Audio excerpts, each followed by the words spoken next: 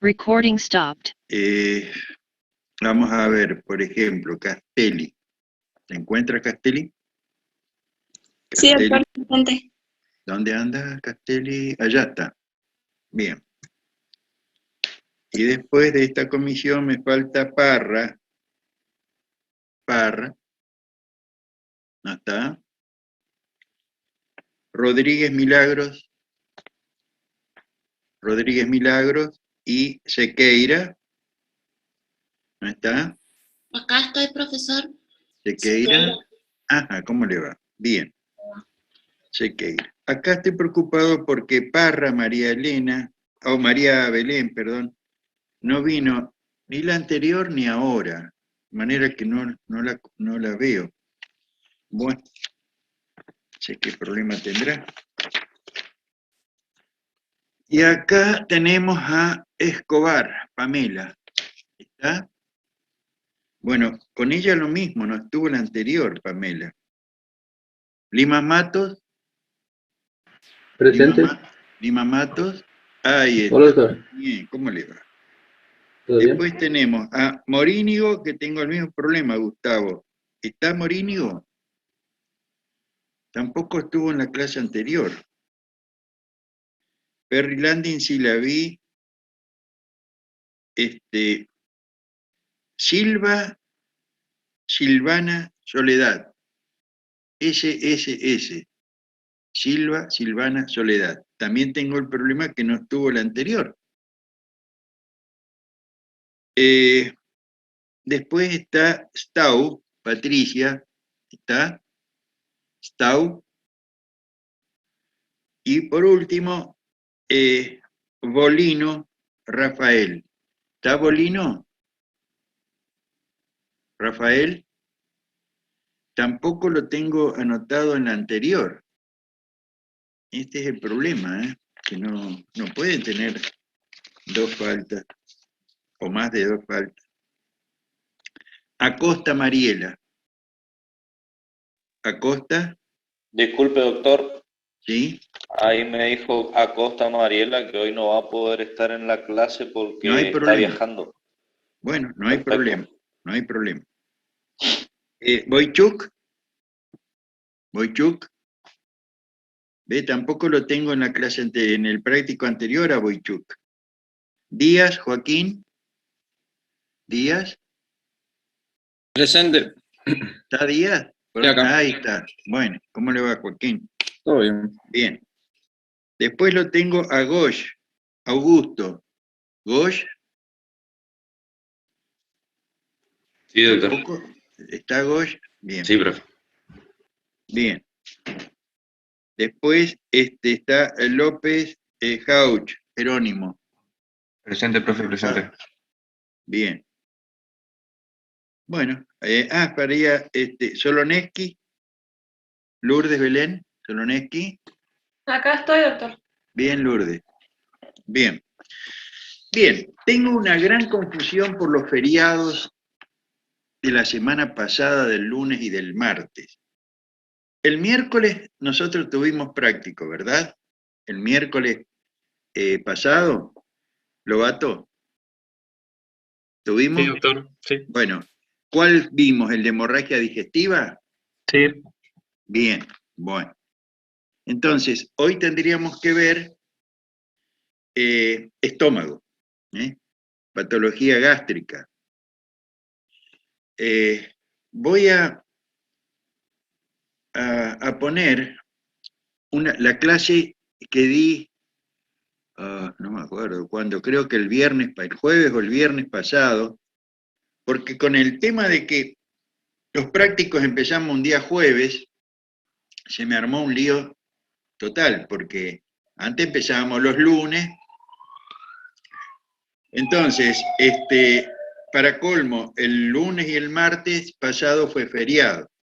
Entonces tuve un poco de inconvenientes, porque algunas comisiones se acoplaron con los que ya habían visto un práctico, y bueno, les comento. En la plataforma está el trabajo práctico número 1, el número 2 y el número 3. ¿Sí? Hay algunas consignas mínimas ¿eh? Lo puse en forma de tareas, vuelvo a explicar, porque era la única manera de hacerlo rápido el link, porque si había que subirlo a la plataforma, todo tarda muchísimo, todo un tema. Ahora, como es tarea, por ahí en la tarea piden calificación, yo puse sin calificar la tarea y solamente una devolución para algunos casos, porque son 130 que hay que mirar. Ahora, fíjense que en uno de las tareas era hablar con el caso 10. Y lo que se pedía era mencionar causas de dolor precordial. Bueno, algunos alumnos han transcripto todo el diálogo, ¿sí? Y han hecho un lindo trabajo, incluso más de lo que se le pidió. Todo esto está orientado a que ustedes puedan tener herramientas para aprender. La nota, la calificación, para dar la ERA, y lo voy a hacer a través del concepto que yo vaya teniendo de cada uno, de la asistencia a los prácticos, y fundamentalmente de un cuestionario que voy a hacer, un par de cuestionarios en la ERA, donde ahí vamos a ver sobre los casos que hemos visto, ¿verdad? De manera que también en el aula multimedia o en la otra aula, también van a tener el material y la grabación de estos prácticos, ¿sí? Y en realidad la grabación de estos prácticos es un poco la ampliación de los PowerPoint. Hay algún comentario, digamos, se introduce alguna noticia o algún comentario, pero en realidad lo pueden ver en la plataforma estos PowerPoint, ¿sí? Con respecto al número 2, al de hemorragia digestiva, un poco la consigna era que ustedes debían, en base a la clasificación de las hemorragias de acuerdo a la gravedad, si leve, moderada, severa, grave, en relación a la cantidad de sangre perdida y a la velocidad de sangre perdida, y a los parámetros, digamos, hemodinámicos, es decir, fundamentalmente al pulso y la tensión arterial, tener una noción de la gravedad y de la conducta. Por eso ahí decía qué le indicaría a usted a la enfermera inicialmente, qué registros, qué exámenes pediría o cuál sería la conducta inicial antes de ir a la endoscopía. Si el enfermo, de acuerdo al caso, estaba hemodinámicamente inestable, tensión arterial baja o hipotensión ortostática marcada, ahí era cuestión de las indicaciones de reponer la volemia, ¿verdad? Antes que nada. Y una vez que el paciente esté hemodinámicamente estable, es decir, frecuencia cardíaca menos de 100, tensión arterial al menos por encima de 90, 100, ahí sí podíamos hacer una endoscopía. Y después de ver la endoscopía del caso, ¿cuál sería la conducta? Si no hacer nada o emplear alguna de las medidas que les pedí que revisaran con respecto a qué se hace en una endoscopía para detener una hemorragia. ¿Cuáles pueden ser los procedimientos que van desde inyección de adrenalina hasta sutura, electrofulguración, láser, en fin, hay distintos procedimientos que sería interesante, hubiera sido interesante que ustedes los conozcan. Bueno, también dije que voy a ir poniendo casos. Mi gato me acompaña acá. Doctor, Sí, perdón que le interrumpa, recién puedo conectarme. no hay El problema. internet está Sí, muy no inestable. hay problema porque yo los estoy viendo y en la medida que los voy viendo, Lobato, los voy tildando en la planilla para saber que estuvieron, ¿verdad? Sí. Bien. Doctor, ¿Sí? ¿Quién más? ¿Quién más me habló? Lobato está acá. Bueno, pero ya lo puse a Lobato. ¿Quién me habló recién? Que se pudo conectar Yo. recién. Olino, Stau, Sí. Patricia. A ver. Está bien, más vale para no interrumpir, yo le diría que los que no se pueden conectar o llegan tarde, a lo último, ¿sí? A lo último me dicen, doctor, yo estuve. Bueno, fenómeno. Pero por ahí los voy a ir viendo y los anoto en un momento. Bueno, a ver. Les decía que me pareció de interés para ustedes que, aparte del tema de digestivo, pudiéramos ver un casito, ir repasando a un casito respiratorio, un casito de cardio, para que no vayan olvidando. Imagínense que cuando llegue el final, sí, se van a olvidar todo lo de respiratorio y lo de cardio si nos lo vamos repasando un poquito. Además les digo, acá tenemos la ventaja de que los casos que vemos están en relación con los teóricos. Ustedes ya tuvieron teóricos de hemorragia digestiva, probablemente de malabsorción o de diarrea crónica o de patología esofágica, es decir, entonces los casos que vamos viendo es para reforzar el conocimiento que se dio en teoría. Y esto es una ventaja, ¿por qué? Porque en años anteriores, cuando no había pandemia, íbamos al hospital. Pero resulta que en el hospital, en la era de digestivo, no había ninguno de digestivo, eran de respiratorio, de cardio, o al revés, en la era de respiratorio no encontrábamos nada de respiratorio porque era medio verano todavía, no había pandemia, se veían casos de patologías que no tenían ni noticias todavía, patología neurológica, a lo mejor había una CP, o síndrome coronario y estábamos recibiendo teóricos de respiratorio, ¿verdad? Y había que hacer una historia clínica. Sí, una historia clínica como en cuarto año, hacer un relevamiento de datos, pero sin tener la más mínima idea de qué podía tener el paciente, porque no había conocimientos teóricos de esas patologías, conocimientos suficientes. En cambio, ahora estamos siguiendo más o menos las patologías que se ven en los teóricos, ¿sí? Bueno, yo hoy me voy a permitir otra vez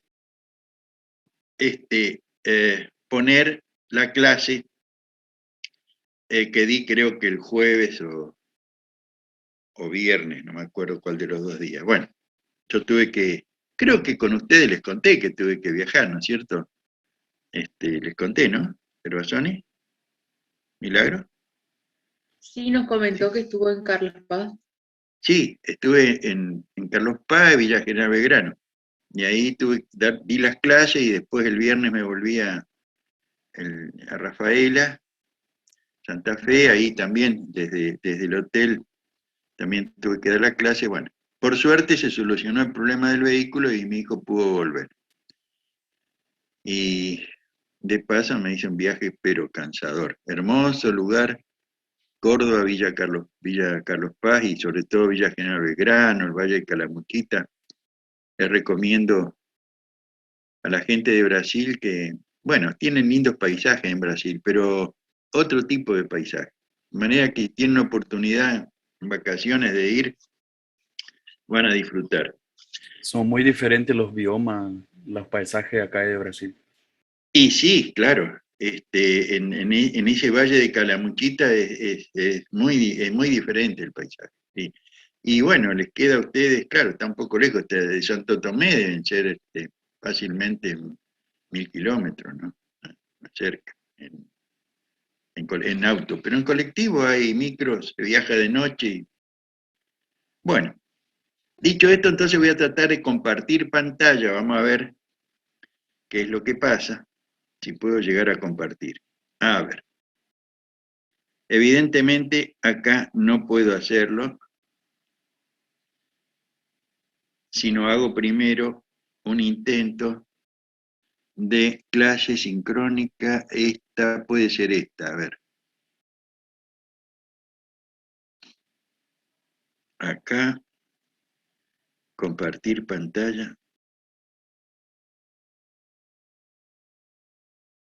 Vamos a ver.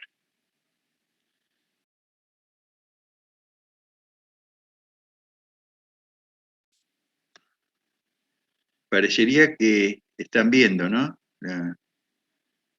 Comentarles es que he visto ya 9 entregas del práctico número 3 cumpliendo las consignas. De estas comisiones de hoy viernes solamente Turks mandó la tarea, y Steiner, que no la veo a Steiner. ¿Está Steiner? Profe, ella me dijo que le avise que está rindiendo el final de salud mental, que ni bien sale de rendir el oral, entra a su clase. Bueno, bien. Les comento. No sé hasta cuándo puse el cierre para la tarea del práctico 3. ¿Alguien recuerda? Hasta el 23. Hasta el 23. Sí, hasta el 23. Bien, entonces todavía tienen 3 días.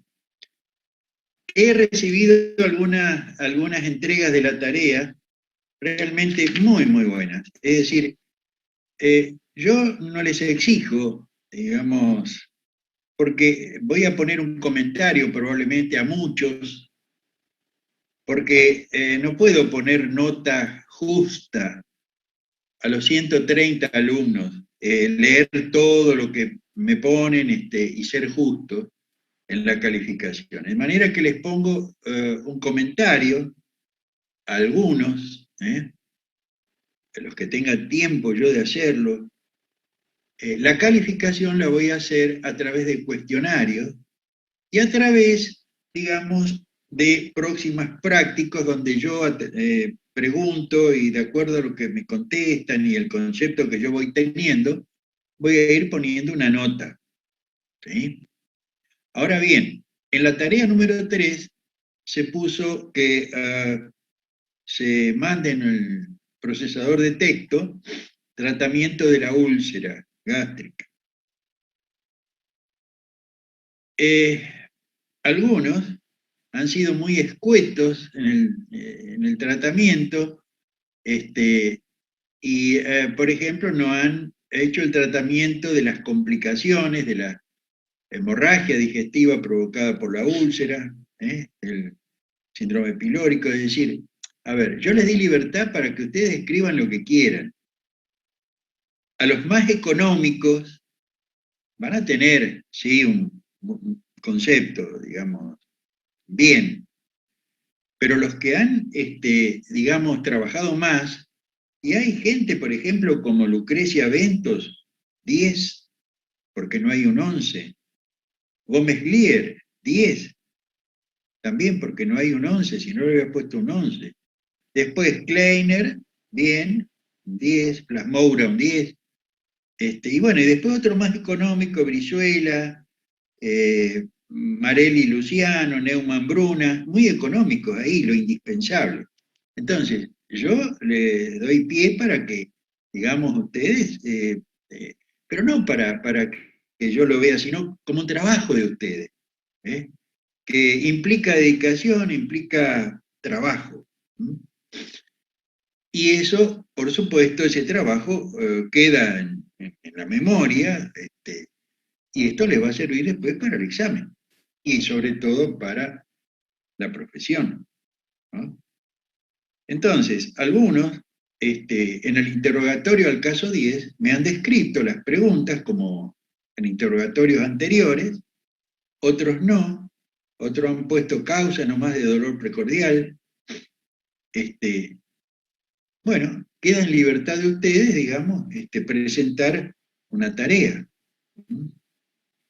Con Bien. respecto al interrogatorio, tenemos que enumerar de vuelta como todas las preguntas, como siempre hacíamos. Por eso, los dejo en libertad de hacer lo que quieran, porque no les voy a poner una nota a esa tarea. Simplemente voy a tener un concepto. Voy a tratar de leer todas las entregas, las 150, y a través de lo que ustedes hacen, voy a comparar, esto es por comparación, los que tienen 200 palabras y todo escueto, que sí, que han cumplido el objetivo, es decir, pero aquellos que han desarrollado más y han justificado más el interrogatorio y me demuestran con eso que han hecho el interrogatorio y que les sirve. Pero vuelvo a repetir, yo quiero que todo esto les sirva a ustedes para aprender, para recordar las patologías, no la espada de Damocles de un examen. Es muy difícil que yo les ponga una mala nota para que no puedan dar un examen. Tienen que haber sido muy vagos durante los prácticos, no haber hecho nada, no contestarme preguntas. En fin. Bueno, a ver cuántos estamos, y ya estamos más o menos todos, sí, 44, es decir que están ya prácticamente todas las comisiones. Bueno, ¿ustedes habrán visto algún cambio en mi pantalla? Ya le pregunté. Asistir a mi obligación de dar la clase. En 6 años, nunca he dejado una sola clase que dar, y además nunca he llegado más de 1 o 2 minutos tarde a la hora comprometida. Y esto no lo digo para exhibir una virtud, sino para recordarles que el médico debe ser puntual y nunca debe fallar a una cita o a una obligación, a una visita a un paciente. Esto es muy importante porque es un defecto bastante generalizado de los médicos, que, bueno, no se respetan los horarios, se hace esperar a los pacientes, a veces a los alumnos, y es muy importante que el médico sea puntual y respete los compromisos siempre. Recuérdenlo, eso hace a la, digamos, a la aceptación que puede tener un médico entre sus colegas, el reconocimiento y sus pacientes. Bien, estoy en un cuarto de un hotel en la ciudad de Rafaela, en Santa Fe. Anoche estuve en la pandemia, los colectivos no llevan paquete. Bueno, no esto ya les conté a ustedes, así que los paso. Tiene que ser medio un Sherlock Holmes, ¿no? Detective. Plantear hipótesis, ustedes me hubieran tenido que hacer el interrogatorio, es decir, a partir del, digamos, de un punto de partida, empezar a preguntar y tratar de descubrir. Bueno, descubrir el porqué hubiera sido bastante difícil, ¿no? El porqué del viaje, pero bueno. Algún día vamos a hacer un ejercicio similar cuando esté en otro lado y por otro motivo. Señores, voy a compartir la pantalla. Vamos a... primero voy a compartir el sonido. Ahí está.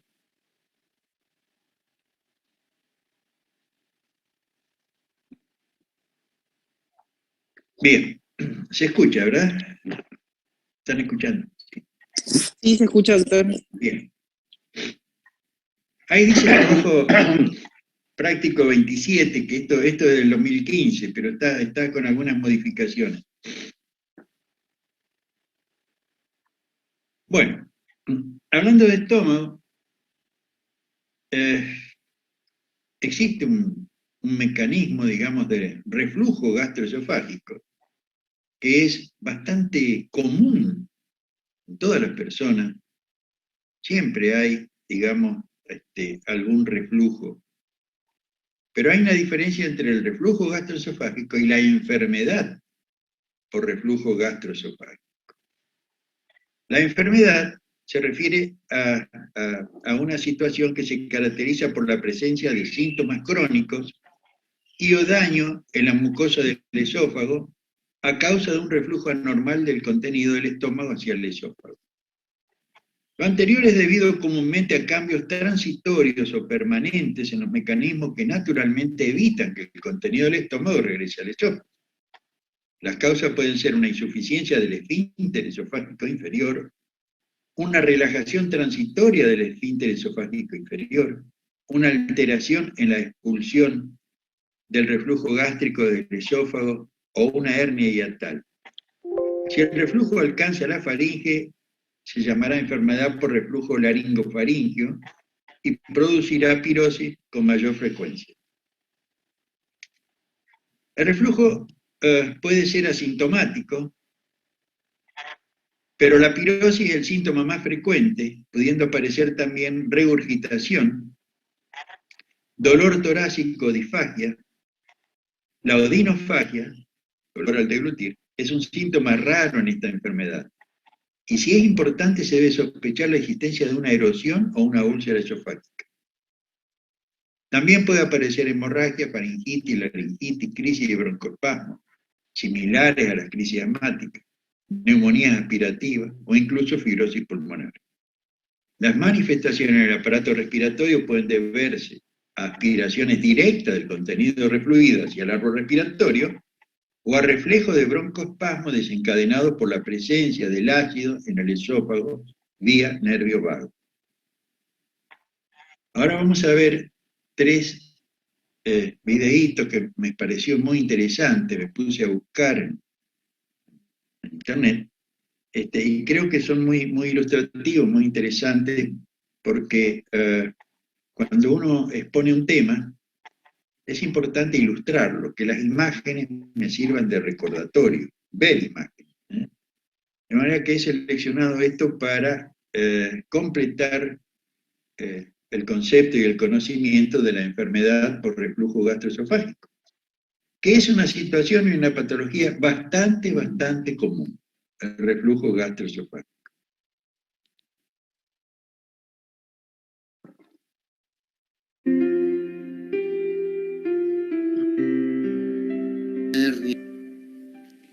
El reflujo gastroesofágico es una condición fisiológica por la que el contenido alimentario en el estómago retorna hacia el esófago. Este proceso sucede de forma fisiológica varias veces al día sin daño a la mucosa o síntoma alguno. Es importante distinguirlo de la enfermedad por reflujo gastroesofágico, que presenta un amplio abanico sintomático, destacando el ardor retroesternal y la regurgitación. Se considera que el reflujo gastroesofágico se convierte en enfermedad cuando ocasiona lesiones macroscópicas o síntomas que reducen la calidad de vida de los pacientes. Que el reflujo gastroesofágico desemboque en la aparición de una enfermedad por reflujo es consecuencia del desbalance entre el reflujo y los mecanismos de defensa contra él. Entre los factores que protegen el esófago encontramos las barreras antirreflujo, el aclaramiento del ácido esofágico y la resistencia tisular. Por el contrario, la acidez gástrica, el volumen refluido y la presencia de contenido duodenal son factores agresores.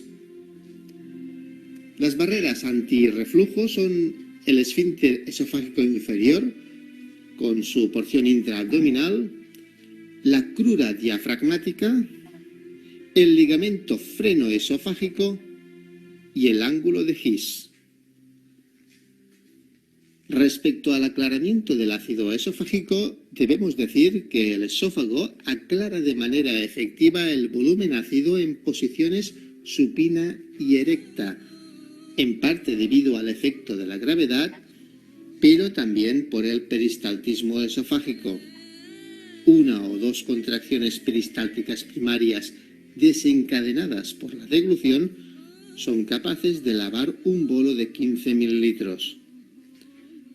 Además, la presencia de contenido ácido en el esófago proximal desencadena la salivación, que puede alcanzar cifras diarias de hasta el triple de la tasa habitual en respuesta a esta situación.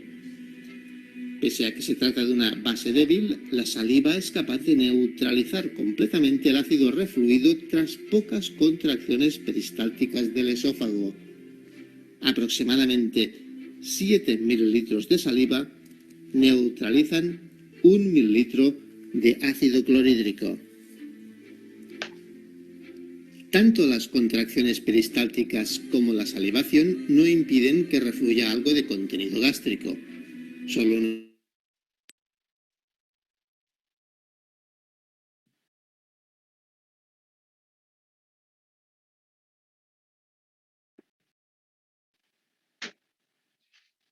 Y esto, no, Sí, a mí también se me cortó. claro, pero esto fue probablemente Capaz fue en internet. internet, pero internet no actual, el internet del jueves pasado. Supongo que el internet de los hoteles no es muy bueno. ¿Cómo?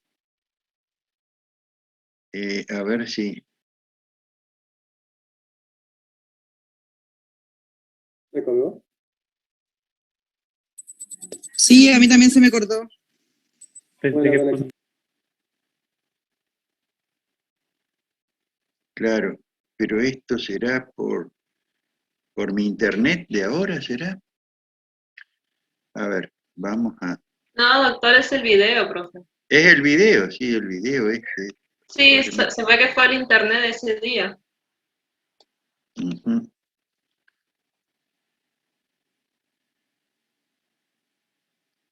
Voy a ver si vamos a... tórax y llega en principal mecanismo de reflujo en personas sanas y también en pacientes con enfermedad por reflujo documentada.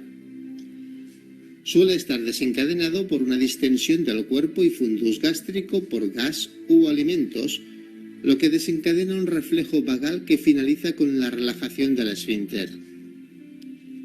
La dieta rica en grasas, el chocolate, café, cítricos, especias, cebolla y bebidas carbonatadas, el estrés, etanol, tabaco y ciertos fármacos como la morfina, meperidina o barbitúricos también favorecen las relajaciones transitorias del esfínter esofágico inferior. La presencia de una hernia de hiato también influye en el desarrollo del reflujo. El desplazamiento proximal del esfínter esofágico inferior respecto a la crura diafragmática reduce la presión basal del mismo, favoreciendo de esta manera el reflujo y aumentando además la frecuencia de relajaciones transitorias ante la distensión gástrica. El saco herniado dentro del tórax sirve como almacén de una pequeña cantidad de ácido, el cual ascenderá por el esófago en situaciones como la deglución y las relajaciones del esfínter esofágico inferior. Existe un componente de participación gástrica en el desarrollo del reflujo gastroesofágico. Concretamente, la combinación de un pH menor de 3 con cierta concentración de pepsina es la responsable de las alteraciones histológicas que desembocan en la aparición de esofagitis. El desequilibrio entre los factores protectores del reflujo y los agresores determinará el desarrollo de la enfermedad por reflujo con unas manifestaciones clínicas y complicaciones que abordaremos en el próximo audiovisual. En el anterior audiovisual estudiamos los mecanismos fisiopatológicos implicados en el desarrollo de la enfermedad por reflujo gastroesofágico. En este nuevo audiovisual abordaremos las manifestaciones clínicas y las complicaciones que se derivan de ello. La pirosis, referida comúnmente por los pacientes como acidez o quemazón, es el síntoma clásico de la enfermedad por reflujo. Es referido habitualmente con un inicio a nivel epigástrico que irradia hacia el tórax y llega en ocasiones hacia el cuello, garganta e incluso hacia la espalda.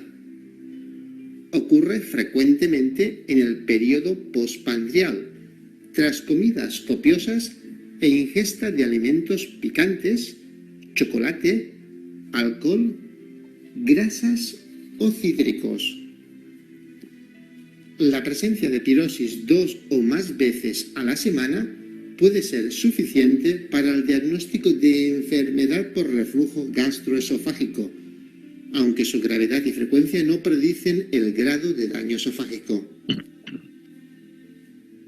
La regurgitación ácida es otro síntoma muy frecuente en la enfermedad por reflujo que el paciente percibe por presencia de contenido gástrico en la boca o hipofaringe. Está favorecida por la hernia de hiato y por la presión baja del esfínter esofágico inferior. También por determinadas posiciones como el decúbito supino y aquellas que aumentan la presión intraabdominal o que sitúan la cabeza por debajo del tronco. La disfagia se presenta de manera paulatina aproximadamente en el 30% de los pacientes con pirosis de larga evolución, siendo habitualmente para sólidos. Este síntoma obliga a descartar la estenosis esofágica y el cáncer de esófago. Otros síntomas incluirían el hipo, la hipersalivación, los eructos, náuseas, vómitos y la odinofagia, esta última sobre todo en el seno de úlceras esofágicas graves. Se pueden presentar manifestaciones extraesofágicas de forma menos común, entre las que se incluyen el dolor torácico, que en ocasiones puede simular al de la angina de pecho, síntomas de la vía aérea superior, como laringitis, faringitis, carraspeo continuo, sensación de cuerpo extraño y disfonía, y síntomas de la vía aérea inferior, la denominada asma inducida por reflujo, la bronquitis y la neumonía por aspiración. La evolución de una enfermedad por reflujo tenderá, si no se pone remedio, al desarrollo de complicaciones, entre las cuales destacamos, en primer lugar, la estenosis esofágica, que se da en el 7-23% de los pacientes con esofagitis no tratada. Se trata de un estrechamiento circunferencial de paredes lisas, normalmente menor de 1 centímetro en la porción inferior del esófago. Aparece como consecuencia de una reacción inflamatoria que con el tiempo sustituye el edema y la infiltración celular por tejido cicatricial con depósito de colágeno y finalmente fibrosis. Clínicamente, esta situación implica una progresiva sustitución de la pirosis por disfagia. Una segunda complicación sería el desarrollo del denominado esófago de Barrett, el cual es una condición por la que ante un daño mucoso crónico por el reflujo gastroesofágico, el epitelio escamoso esofágico es reemplazado por epitelio columnar propio del intestino. El esófago de Barrett implica un incremento en 30 veces de desarrollo de una tercera complicación importante, el adenocarcinoma esofágico.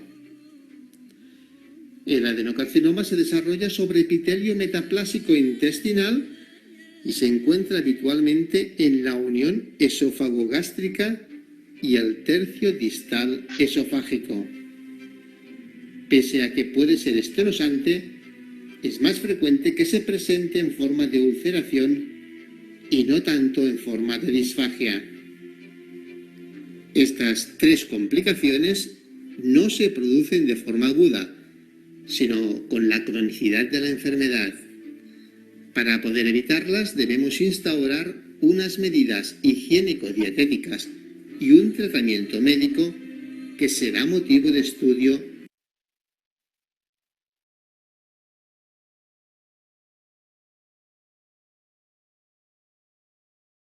En este audiovisual abordaremos su tratamiento basado en medidas higiénico-dietéticas y médico-quirúrgicas.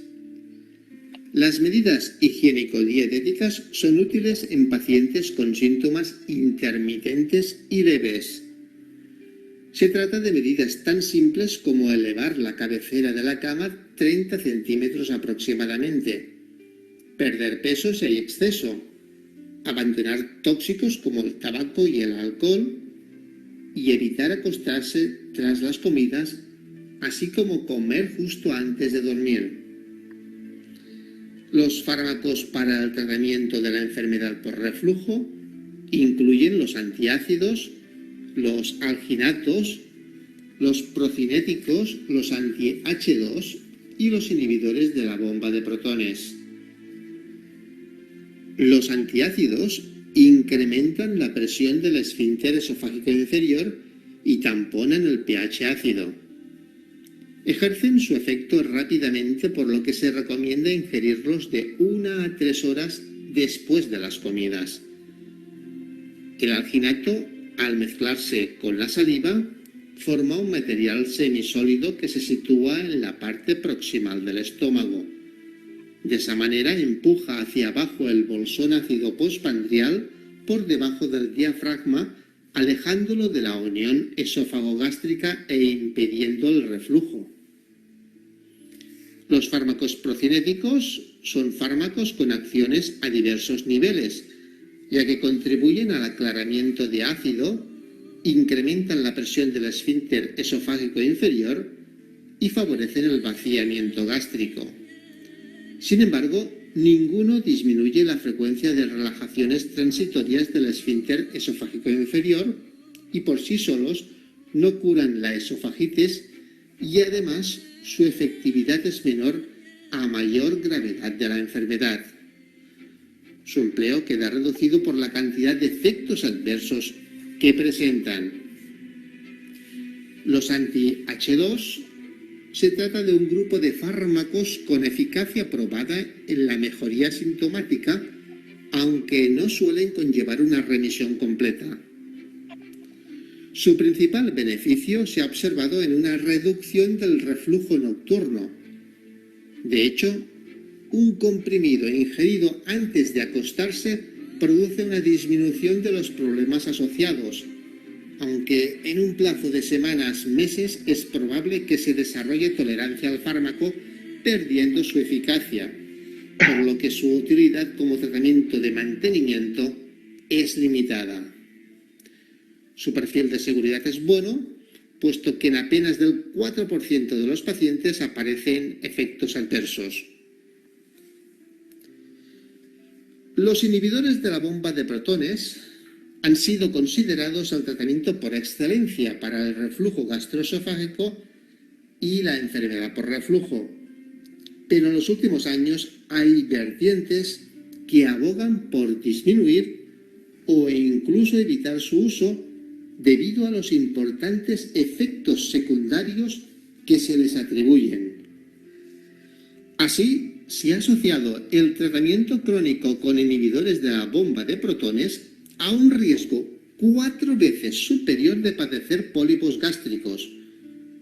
Se ha observado también un aumento de gastroenteritis, peritonitis bacterianas espontáneas y neumonías, tanto con el uso crónico de los inhibidores de la bomba de protones como de los anti-H2. Y de la misma forma también se ha producido un aumento de la diarrea asociada a Clostridium difficile. El uso crónico de inhibidores de la bomba de protones ha sido también vinculado a un descenso en la absorción de oligoelementos e iones. Concretamente, se ha descrito un aumento en la prevalencia de fracturas de cadera al año y a los 5 años en pacientes con tratamiento mantenido. Se sugiere que los inhibidores de la bomba de protones actuarían inhibiendo la absorción de calcio insoluble e inhibiendo el transportador de protones en los osteoclastos. También producen interacciones medicamentosas, siendo la más conocida la que disminuye la actividad del antiagregante clopidogrel, situación esta que no se da con los anti-H2. A pesar de ello, siguen siendo los fármacos más utilizados para el tratamiento de la enfermedad por reflujo. Yo personalmente recomiendo que su uso se debe hacer en la menor dosis beneficiosa para el paciente, de forma limitada y únicamente cuando la prescripción esté bien justificada. Una alternativa más recomendable que los inhibidores de la bomba de protones sería el Polyprotect, que es un complejo molecular que gracias a sus propiedades mucoadhesivas reproduce la actividad protectora del moco fisiológico. Gracias a este mecanismo de acción, puede utilizarse en asociación con inhibidores de la bomba de protones y anti-H2, lo cual seguramente nos va a permitir reducir la dosis de estos fármacos. Respecto a las terapias quirúrgicas desarrolladas para el tratamiento de esta enfermedad, se incluyen la fundiplicatura esofágica, que consiste en la reconstrucción del hiato diafragmático, así como innovadoras técnicas endoscópicas como la colocación de un esfínter magnético y electrodos generadores de impulsos eléctricos en el esfínter esofágico inferior. Estas dos cosas, el collar magnético no tenía noticia yo, búsquenlo a ver de qué se trata. Y lo de colocación de un electrodo que estimula el esfínter inferior, recuerden en la apnea obstructiva del sueño, ¿recuerdan un tratamiento bastante novedoso en la apnea obstructiva del sueño, que iba más allá que la máscara de CPAP, que era lo clásico, que se utilizaba, actualmente hay muchos lugares donde se empezó a utilizar, ¿qué aparatito? ¿Recuerda, Lobato? ¿Recuerda, Bolino? No ¿Pervasoni? recuerdo, doctor. ¿No? En la apnea La obstructiva verdad del no sueño. recuerdo tampoco. ¿No? ¿No recuerda? ¿Nadie? Se estimulaba el nervio lingual con un marcapaso. ¿Recuerdan que comentamos eso? Un marcapaso detectaba la relajación del músculo, los músculos de la lengua, y cuando detectaba la relajación le mandaba el impulso y corregía, digamos, y contraía los músculos y volvía a hacer permeable la vía aérea. Marcapaso lingual. Y acá teóricamente yo no conocía, pero aparentemente un estímulo eléctrico que ante la relajación del esfínter inferior del esófago manda un impulso para que se contraiga. Si tienen la oportunidad de buscarlo y de leer ese collar magnético y el estímulo eléctrico.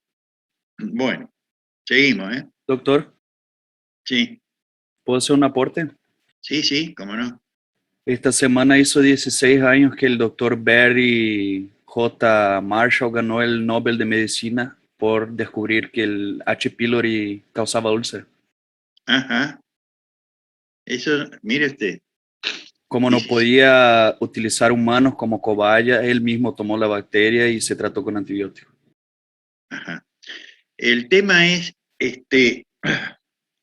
digamos, por ahí estaba en discusión si el Helicobacter es un germen que aparece en esas condiciones o si es realmente el responsable. Porque, a ver, esto me está fallando, espera a ver qué puedo hacer acá. No sé qué es lo que, si se cortó otra vez internet allá o acá.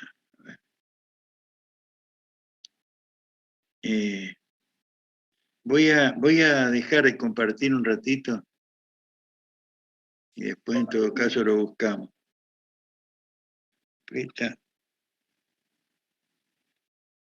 El tema sería,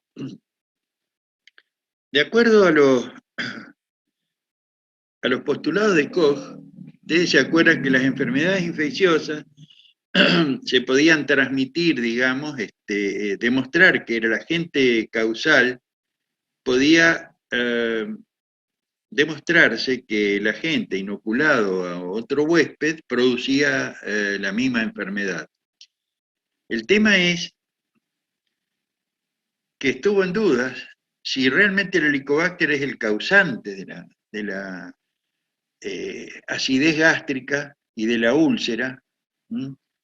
O realmente es una bacteria que habita la mucosa del estómago, que en realidad sería la única bacteria que se conoce que puede sobrevivir en un medio ácido con un pH gástrico que a veces es de 2 o inferior a 2. Estudios estadísticos han demostrado que la erradicación de la bacteria ha mejorado, digamos, o ha disminuido la incidencia de úlcera y han favorecido la cicatrización de las úlceras. Ahora, recuerden que las úlceras gástricas habitualmente cicatrizan espontáneamente, es decir, es una patología que evoluciona cíclicamente.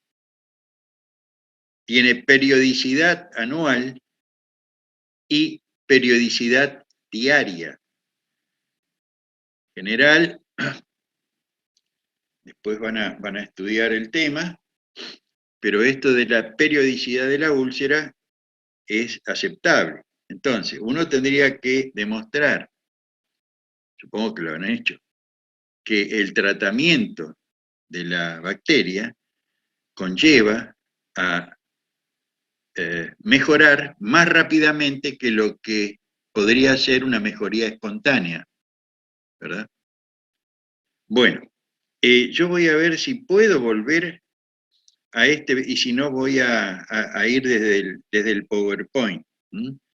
Entonces, vamos a ver si puedo rescatar, miren, en realidad parecería que es imposible rescatar el video. Que no sé por qué está ocurriendo esto, porque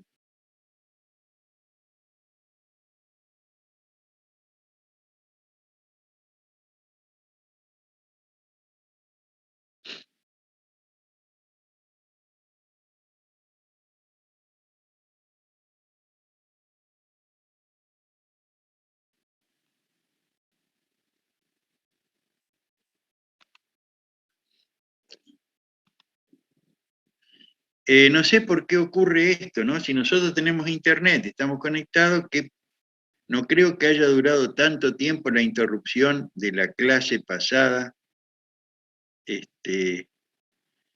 Para esto tendría que buscar un segundo.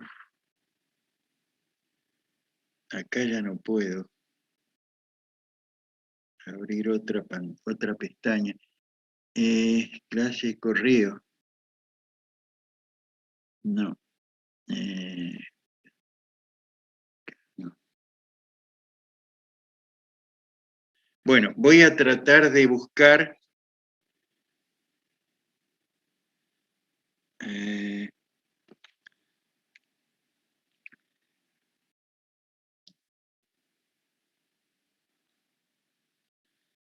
cáncer de esófago, cardio, TP3 digestivo.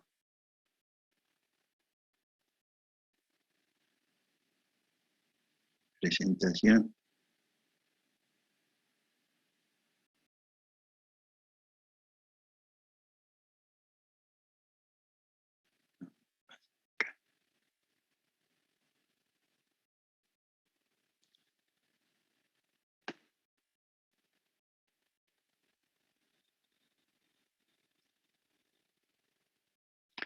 Bueno, compartir pantalla.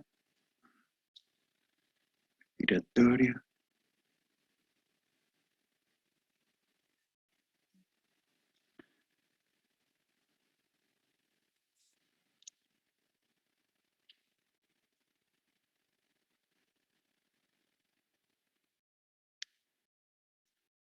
Bueno, lo están viendo, ¿no? ¿Y se escucha? Sí. ¿Sí? Bueno, vamos a pasar rápido hasta donde llegamos. Bien, creo que andábamos por acá. Bueno, acá hay un estudio contrastado, con varios, mostrando en posición de Trendelenburg la existencia de una hernia hiatal. Entonces, clásicamente la investigación y el diagnóstico de hernias hiatales se hacía por métodos radiológicos, es decir, radioscópicos, observando cómo el líquido ingerido, el contraste líquido varitado, colocando al paciente Trendelenburg, refluía hacia el esófago. Sería a la parte del fundus gástrico, esto sería aquí la cesura angular y todo lo que es la parte del estómago, y miren que aquí pasa lo que es la parte del estómago, que sería el fundus gástrico, y esto es el diafragma. Miren la división del diafragma, lo mismo está acá, es el mismo paciente, y esto es una hernia hiatal por deslizamiento. Cuando tienen que describir los placas, es lo mismo que tienen anotado ahí. Tienen que describirme una hernia hiatal por deslizamiento, describir lo que es una hernia hiatal. Una hernia de hiato, se ve bien el diafragma y el estómago dentro, por encima del diafragma. Bien. Acá vemos algunas imágenes. Esto corresponde entonces a una endoscopía de una gastritis, que es la inflamación de la mucosa gástrica, que en las gastroscopías se ve enrojecida, presentándose en forma de manchas rojizas, las cuales representan irritación o hemorragias subepiteliales. Pueden ser llamadas también gastritis erosivas, que pueden dar lugar a hemorragia digestiva alta, ¿sí? Y a veces hemorragias digestivas que no se manifiestan por una hematemesis franca ni por una melena franca. Y si esta erosión sangrante, es decir, gastritis erosiva, que sangran, y no se manifiestan como hematemesis ni como melena, ¿cómo se podrían manifestar? ¿Con qué síntomas se podría manifestar esta gastritis erosiva? Además de los síntomas locales, es decir, el ardor epigástrico. Susana, voy a pedirle a mi señora que le dé de comer al perro. Es increíble, a la hora que yo me pongo con el Zoom, ahí que tienen una antena ahí, y les damos a las 6:30 ya le dio, ¿vio? Sí, pero escondió todo. Esconde y pide más.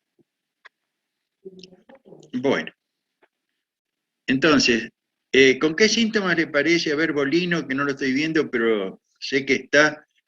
¿Con qué síntomas podría aparecer en la consulta un paciente que tiene, sí, molestias epigástricas, tiene dispepsia, puede tener, digamos, ardor también, pero no tiene hematemesis y no tiene melena? ¿Fiebre? ¿Fiebre? No. Porque, bueno, agente inflamatorio, pensé en todo esto. No. La gastritis en general no causa fiebre. Y es una gastritis erosiva. Ustedes ven que hay irritación y hay hemorragias subepiteliales y a veces pueden incluso provocar sangrado, microsangrado.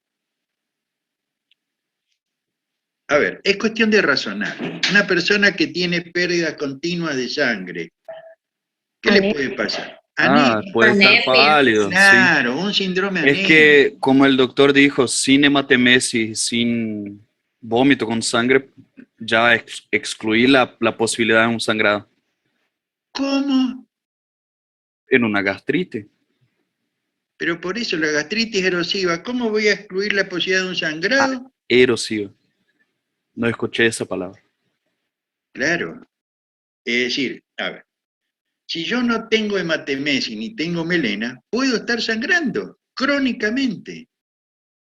Y va a aparecer un síndrome anémico, y el paciente va a consultar por astenia, por adinamia, por disnea de esfuerzo, y se acuerdan que era uno de los diagnósticos diferenciales en el paciente que tiene disnea, decíamos, disnea respiratoria, causa, disnea cardíaca, anemia, crisis de pánico, disnea psicógena y acidosis metabólica, disnea compensadora.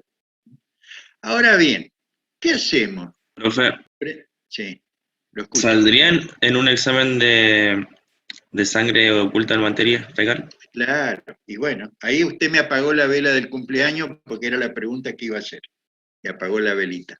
Es eso, sangre oculta en materia fecal. Entonces, ante un paciente que tiene síntomas digestivos, pero que además lo veo pálido, ¿sí? Dos cosas tengo que hacer. Una, pedir sangre oculta en materia fecal. ¿Está?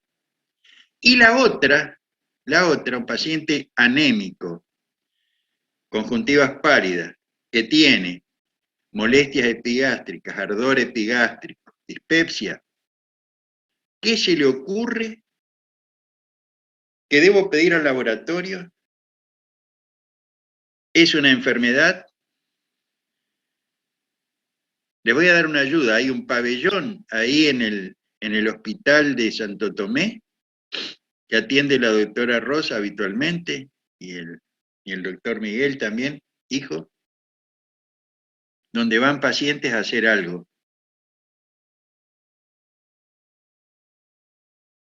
Pabellón que se inauguró, bueno, no sé, ustedes están medio aislados, pero se inauguró ya. Diálisis.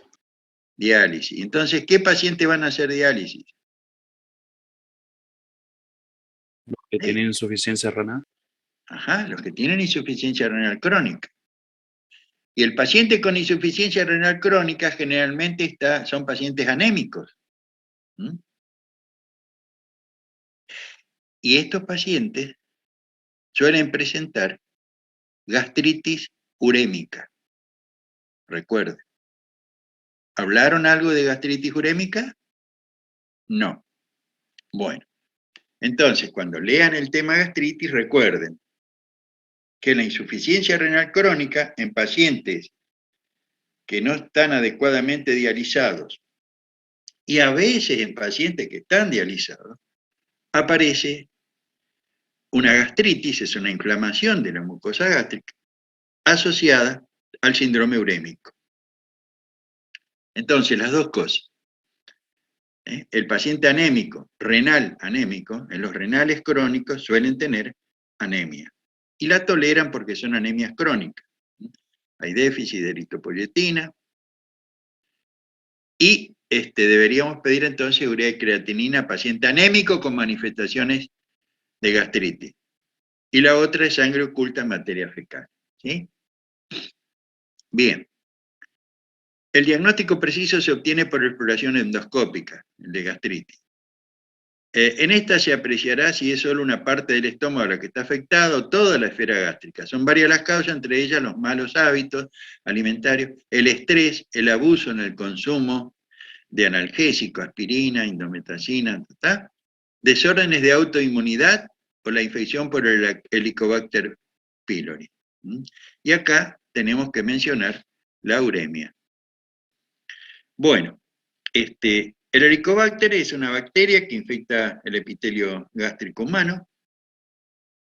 Muchas úlceras y algunos tipos de gastritis se deben a infecciones por Helicobacter. En muchos casos, los sujetos infectados nunca llegan a desarrollar ningún tipo de síntomas. Es decir, a ver, ¿qué quiere decir? Que están colonizando la mucosa, pero no necesariamente dan síntomas, ni generan úlceras.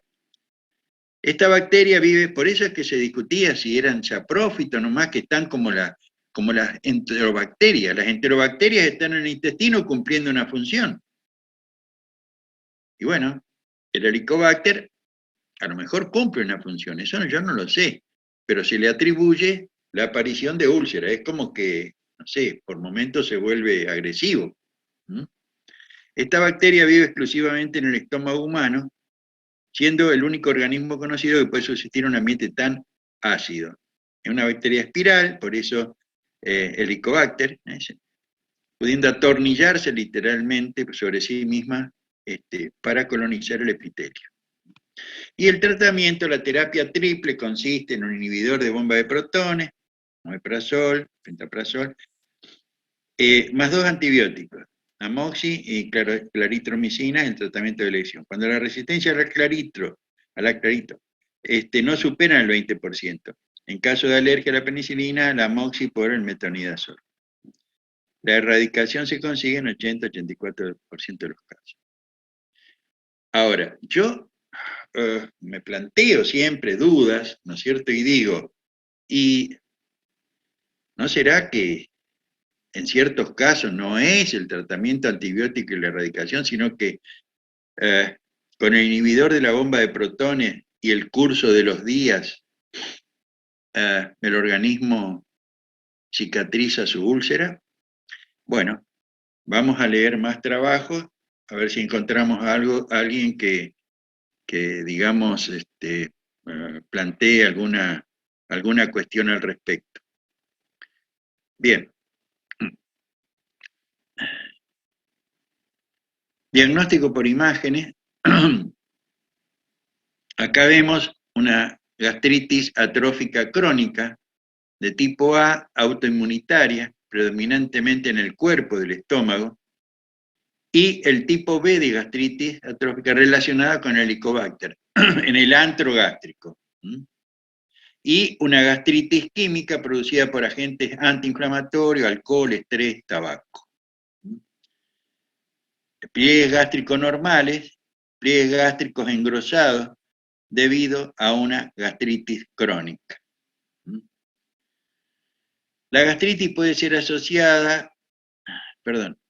puede ser ocasionada por la irritación prolongada debido al uso de medicamentos antiinflamatorios no esteroides, infección por Helicobacter, anemia perniciosa, trastorno autoinmune, degeneración del revestimiento del estómago por la edad o por el flujo biliar crónico.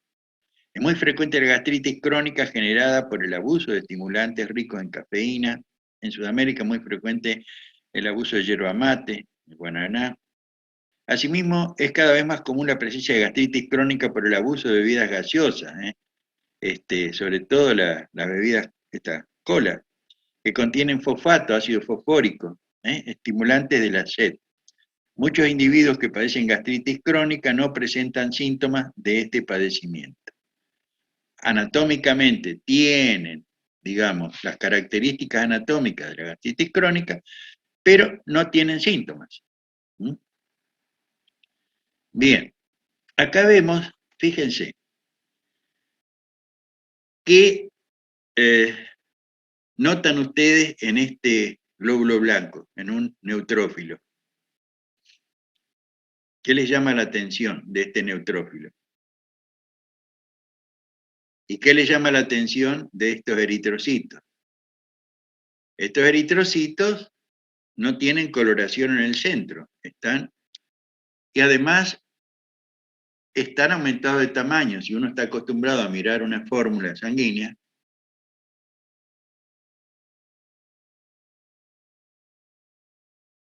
bueno, les voy a sería contar que el neutrófilo está muy segmentado. Bueno, muy bien, está muy segmentado este neutrófilo, porque ustedes saben que, digamos, la segmentación es desde un núcleo, el núcleo encallado, un núcleo, o bien bilobulados, trilobulados, 4 lóbulos, pentalobulados, 5 lóbulos, y fíjense, acá hay 1, 2, 3, 4, 5, 6, es decir, y esto se conoce con el nombre de desviación a derecha. Cuando están muy cementados el núcleo de los neutrófilos, los polimorfonucleares, se habla de desviación a derecha.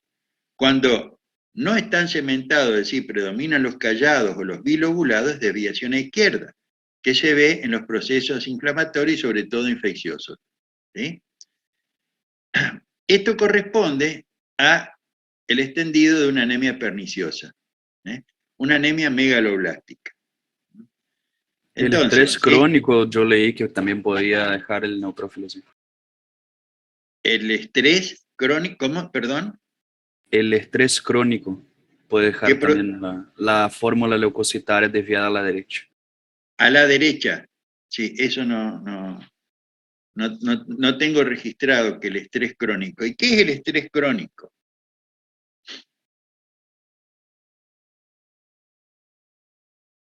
Mire, yo diría que todos los individuos en este momento estaríamos con desviación a derecha, porque estamos con un estrés con esto del coronavirus, que la cepa delta, que tercera dosis, que se murió.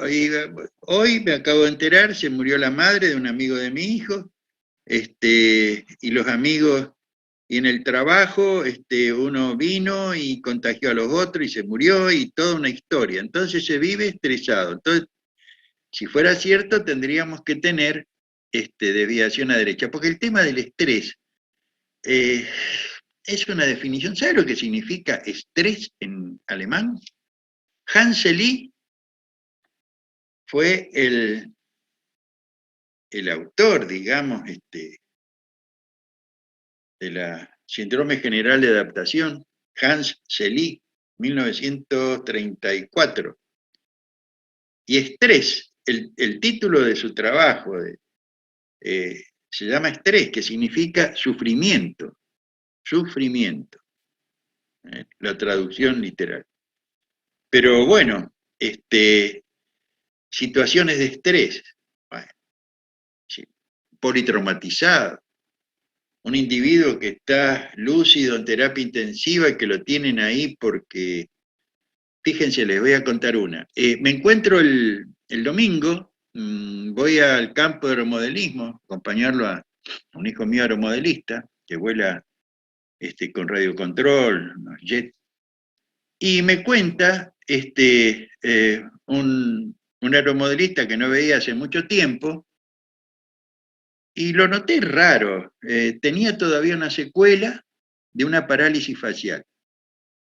Y me cuenta, vos sabés que me internaron en terapia intensiva hace un mes, porque me miro al espejo y tenía la boca desviada, no podía cerrar el ojo, me hicieron una resonancia, dice que encontraron una manchita ahí, lo tuvieron 3 días en terapia intensiva, una parálisis facial periférica. Pero resulta que como este tema del COVID los tiene a todos alborotados y hay mucha ignorancia, pensaron que esos síntomas neurológicos, que en realidad fue a un instituto de cardiología a internarse, acá en Resistencia, a un instituto cardiológico, donde los residentes de cardiología, los cardiólogos no manejan muchos diagnósticos diferenciales y muchas patologías. Es decir, cardiología, ACV hemorrágico, ACV isquémico, y una manifestación de parálisis facial periférica, digamos, se interpreta como un problema neurológico central. Y realmente mal examen semiológico, porque una parálisis facial periférica de una central es fácil de distinguir. La parálisis central toma la mitad inferior de la cara. ¿Tá? Bueno, la cosa es que lo tuvieron 3 días en terapia intensiva. Ahora, lo aislaron porque pensaron que podía ser algo también vinculado al COVID. Lo hisoparon, el hisopado fue negativo, lo ponen en una sala general en terapia donde los enfermos están uno al lado de otro, pacientes que se mueren, pacientes respirador, luces prendidas, olores. Claro, semejante estrés, el estrés de su vida. ¿Tá? Me refiero a que las situaciones de estrés son muy variadas y realmente definir qué es, cómo yo puedo medir el grado de estrés, es un término que se utiliza, digamos, para cualquier cosa. Cuando el médico no sabe qué es lo que tiene un paciente, y está estresado, tiene estrés. Bueno, señores, esta es la endoscopía entonces en la anemia perniciosa. Acá el problema es falta factor intrínseco, el factor de Castle, por lo cual la vitamina B12 no se absorbe. Entonces, es un tipo de anemia megaloblástica causada por una gastritis atrófica y la subsiguiente, ¿ves? Esto es una gastritis atrófica. La pérdida de células parietales del estómago es responsable de segregar el factor intrínseco. La anemia es resultado del déficit de vitamina B12 debido a un defecto en la absorción, ya que el factor intrínseco es esencial para la absorción de vitamina B12, es uno de sus principales desencadenantes. El 90% de los casos se debe a una reacción autoinmune. La anemia perniciosa se observa como resultado secundario de ciertas enfermedades endocrinas autoinmunes, tales como, es decir, más que el resultado, es la asociación, como hipoparatiroidismo y enfermedad de Addison, hipoparatiroidismo, enfermedades de Graves, tiroiditis crónica, miastenia y vitiligo. También por problemas digestivos o por medicamentos que alteran la absorción gástrica, como por infecciones por el Helicobacter pylori, gastritis crónica, enfermedad de Crohn, vegetarianos estrictos sin consumir suplemento de vitamina B12. La pobreza, la desnutrición, el SPRU, la enfermedad celíaca, una dieta pobre en el embarazo, sobre todo en el primer trimestre. La celiaquía, que veremos, creo que ya la semana que viene, es una enfermedad que causa un síndrome de mala absorción y se manifiesta por manifestaciones, por, digamos, síntomas digestivos, pero además con síntomas que son consecuencia del déficit del nutriente que no absorbe. En el caso del hierro, anemia. En el caso de la vitamina B12 puede manifestarse como una polineuropatía sensitiva, con parestesias. También, si el problema es en la absorción del calcio, puede manifestar fracturas. En fin, le dicen enfermedad, al síndrome de mala absorción, una enfermedad de los 1000 rostros, porque depende del nutriente que no se absorbe, las manifestaciones clínicas.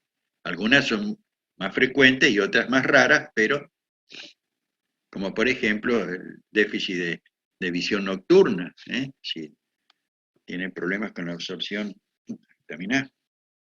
Bueno, el vómito, también llamado emesis, es la expulsión violenta, espasmódica, del contenido del estómago a través de la boca. Aunque posiblemente se desarrolló evolutivamente como un mecanismo para expulsar del cuerpo venenos ingeridos, puede aparecer como síntoma de muchas enfermedades no relacionadas con veneno, ni siquiera con el estómago, gastritis como patología cerebral y ocular. Es decir, se dice que antropológicamente era un mecanismo de defensa, digamos, ante la ingesta de alimentos tóxicos, pero a veces no están ni relacionados siquiera con el estómago, como patología cerebral ocular. Por ejemplo, la hipertensión endocraniana, que genera vómito. La sensación que se tiene justo antes, en el pródromo, se llama náusea, arcada o angustia, que puede preceder al vómito o también puede aparecer aislada. Bueno, acá cuando hablamos de vómitos, tenemos que saber dos cosas. Primero, el arco reflejo.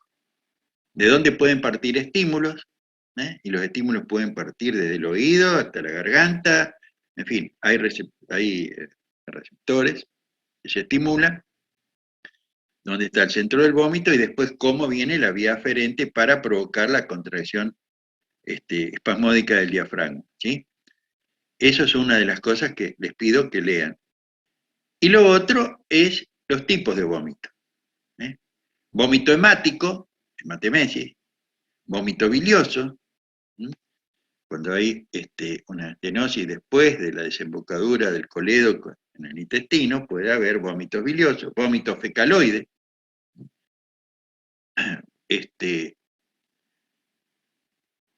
vómitos acuosos, vómitos alimentarios. Bien. Las causas: desórdenes digestivos, como la gastritis, la estenosis pilórica, el ilio. Sistema nervioso, la cinetosis, es decir, el vértigo, la cinetosis, el mareo, vértigo de Meniere, hemorragia cerebral, conmoción cerebral, intoxicación, migraña, o las cefaleas intensas, o la migraña, la hemicrania, la jaqueca, puede producir estado nauseoso y vómito. Las alergias, en especial alergias a alimentos, en la primera etapa del embarazo son frecuentes también la sensación nauseosa y los vómitos. Y otros desórdenes alimentarios, la bulimia, el vómito postoperatorio, alta dosis de radiaciones, consumo excesivo de alcohol. Y los tipos de antieméticos son divididos clásicamente en 3 grupos: los antagonistas dopaminérgicos, anti-D2, como la domperidona, los antagonistas no selectivos, serotoninérgicos y anti-D2, como la metoclopramida, y antagonistas selectivos del SHT3, compuesto por el grupo de los cetrones, cuya cabeza del grupo es el ondansetrón. Acá se obvió, o no, se mencionó, los vómitos que presentan los pacientes que tienen tratamientos quimioterápicos para neoplasia. Y los quimioterapios producen un estado que uno no sabe si es peor el remedio que la enfermedad, ¿no?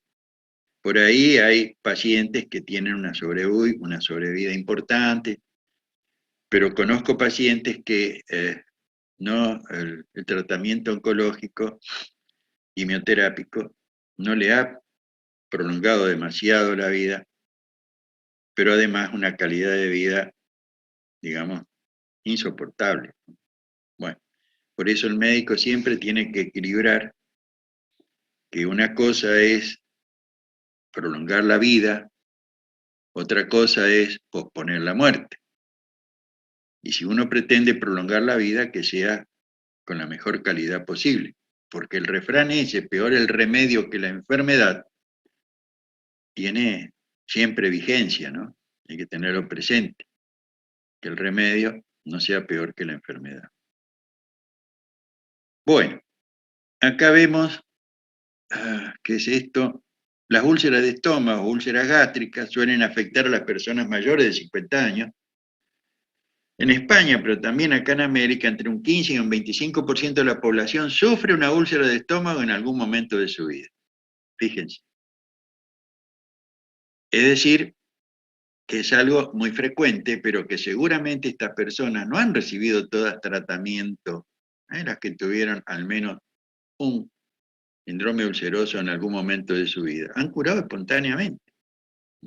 Entre las causas más comunes de una úlcera gástrica se encuentran las siguientes: elevada producción de ácido estomacal, alteración de los movimientos del estómago, presencia de Helicobacter en el estómago, la toma de determinados medicamentos, bueno, el antiinflamatorio, etc. Y acá vemos una endoscopía y una contrastada, es decir, un tránsito esofágico, una esófago gastroduodenal, con sustancia varitada, y la endoscopía. En la endoscopía se ve la úlcera, en la radiografía o en la radioscopía se ve la úlcera gástrica. La úlcera duodenal,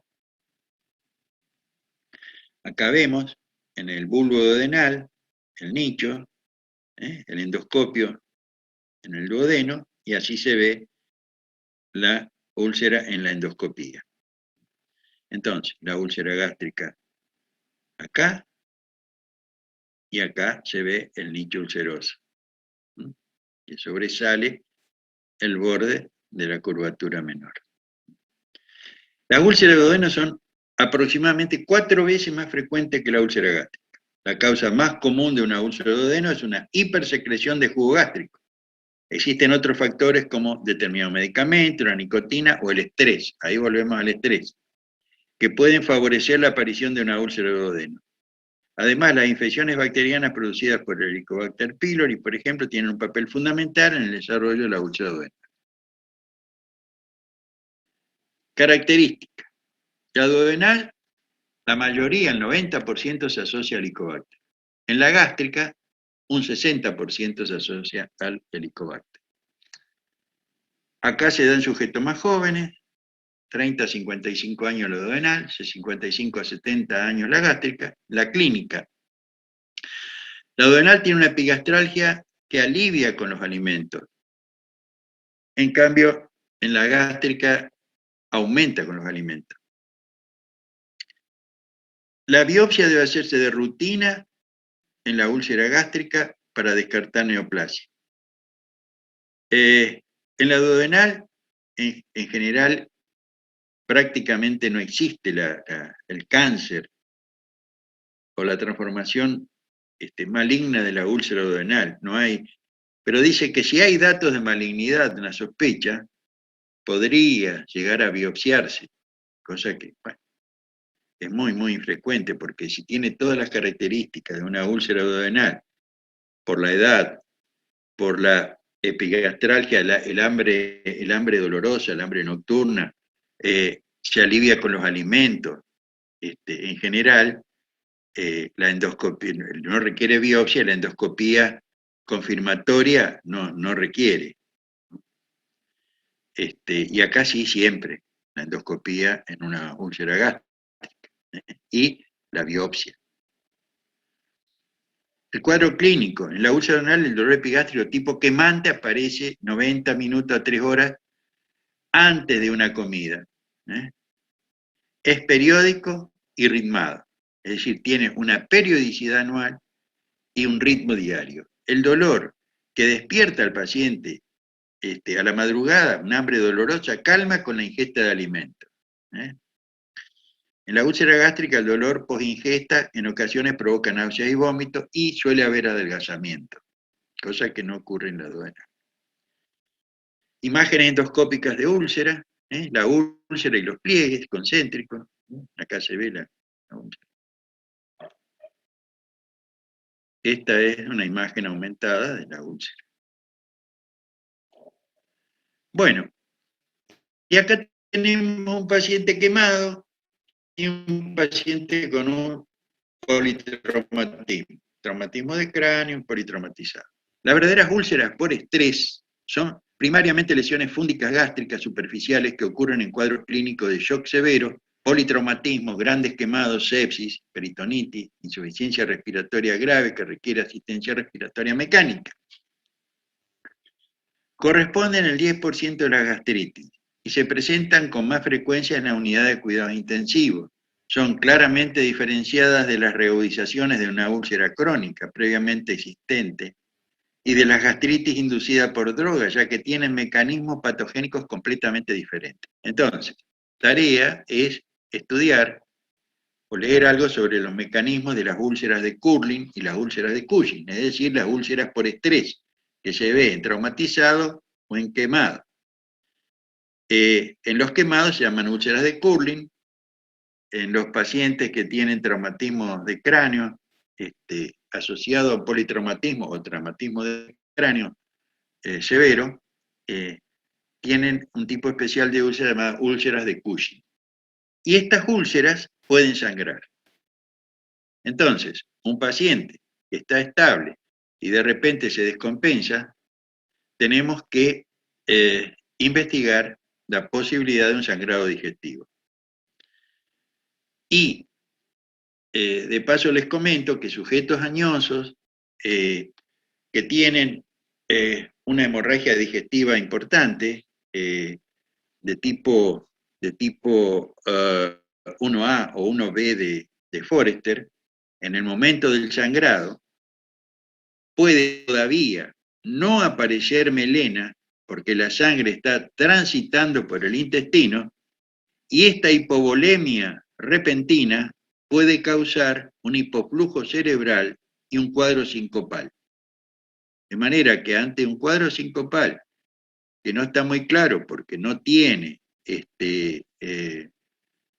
estigmas cardíacos, es decir, no tiene una taquicardia ventricular persistente, no tiene un bloqueo AB de tercer grado, hay que ver la posibilidad de un sangrado digestivo. Bien. Seguimos, y acá tenemos el síndrome pilórico. Miren cómo está dematizado. El píloro se debe a una obstrucción del canal pilórico y se caracteriza por vómitos, en los que se reconocen alimentos ingeridos varias horas antes. También se presentan náuseas y dolor en la mitad superior del abdomen. Si los vómitos son biliosos, significa que la obstrucción es más abajo que la desembocadura del colédoco. Al examen físico se puede ocultar bazuqueo, o chapoteo gástrico, sacudiendo al paciente o movilizando al paciente, digamos, en decúbito, en ambos decúbitos, es decir, lateral y lateral.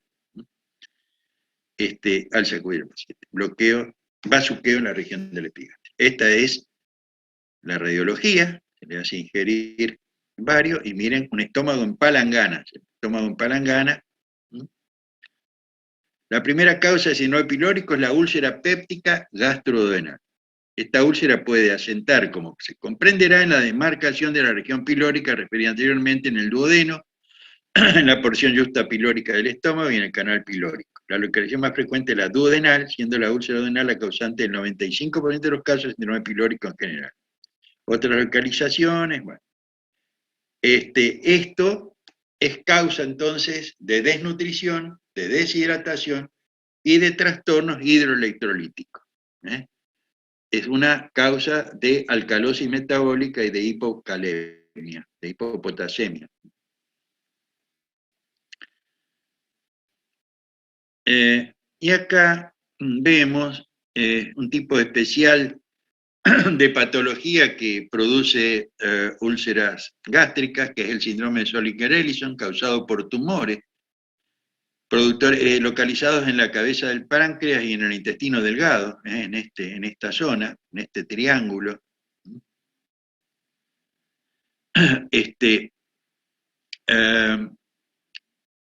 Estos tumores producen gastrina y se denominan gastrinomas. Los altos niveles de gastrina ocasionan sobreproducción de ácido estomacal.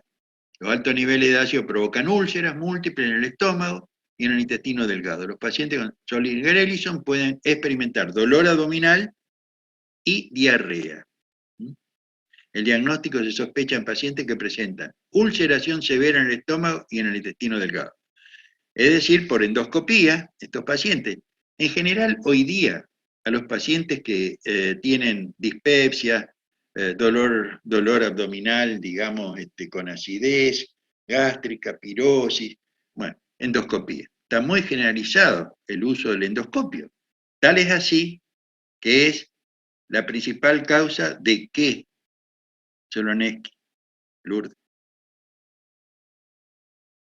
Lourdes. Acá estoy. La No, no sé, endoscopía. profe. La endoscopía hoy día es Desgarro esofágico. Sí, de desgarro y de perforación esofágica. Y mediastinitis, ojo. Bueno, entonces los gastrinomas aparecen como tumores únicos o como pequeños tumores múltiples. Entre la mitad y 2/3 de los gastrinomas únicos son tumores malignos, que comúnmente se diseminan al hígado y a los ganglios linfáticos cercanos. El 25% de los pacientes con gastrinoma tienen tumores múltiples. Es decir, una cuarta parte de los pacientes diagnosticados de gastrinoma hay que buscar también otras neoplasias llamadas neoplasia endocrina múltiple, tipo 1. Tienen tumores en la pituitaria, hipófisis, en las glándulas paratiroides, además de tumores en el páncreas. Tumores endocrinos múltiples. MEN 1, MEN de tipo 1, tumor múltiple endocrino, neoplasia, tumores endocrinos múltiples. No es una patología muy frecuente, pero hay que pensar cuando el paciente no responde al tratamiento habitual de una úlcera gástrica. El nivel de gastrina está elevado, se puede hacer una prueba de estimulación de secretina que da positivo, prueba de infusión de calcio positiva, tomografía de abdomen que muestra un tumor o tumores en el páncreas o en el intestino delgado proximal, gammagrafía con octreótida, sugerente de tumor en el páncreas o intestino delgado. La cirugía exploratoria evidencia el tumor sugerente de gastrinoma, biopsia positiva, bueno, la TAC, una masa exofítica de 2 centímetros que comunica con la cola del páncreas. Acá se ve. Bueno, por supuesto que el diagnóstico lo hace un especialista en diagnóstico por imágenes que tenga ya vista esta patente. Porque como siempre decimos, uno no puede identificar aquello que no conoce. ¿Está? Sí, yo lo puedo identificar a Messi, pero al que no puedo identificar es a Mbappé. Mbappé. Lo leo en los diarios que Mbappé con el Saint Germain, no sé, pero yo nunca lo vi en Mbappé. De manera que cuando veo a Morocho no sé si es Mbappé o quién es. Entonces, para poder identificar a algo, hay que tener claramente la definición de lo que es eso, y pues cuando me aparece otra figura igual, otro elemento igual, digo por comparación de patrones, esto ya lo vi. Comparación de patrones. O cuando uno leyó algo y lee algo parecido, esto lo leí en tal lado. Compara, digamos, escrito. Se pueden comparar sonidos, una melodía, la voz de un cantante.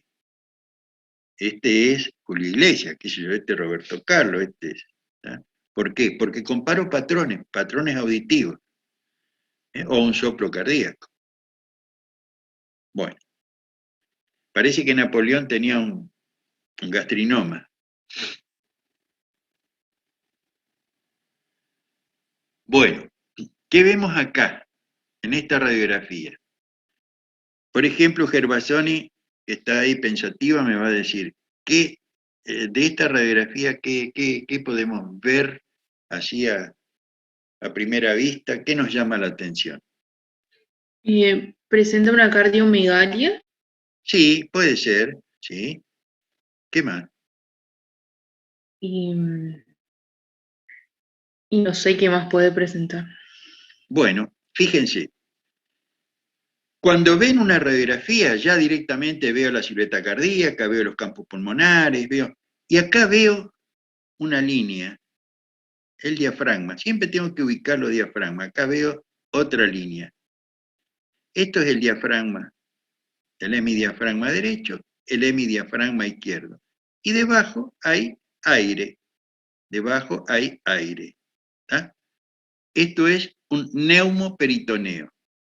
Entonces hay dos signos, el llover y el popper. El popper es el llover radiológico.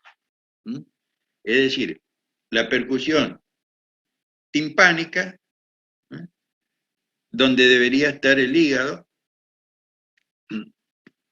hay una percusión timpánica por gas que se superpone o se, digamos, antepone.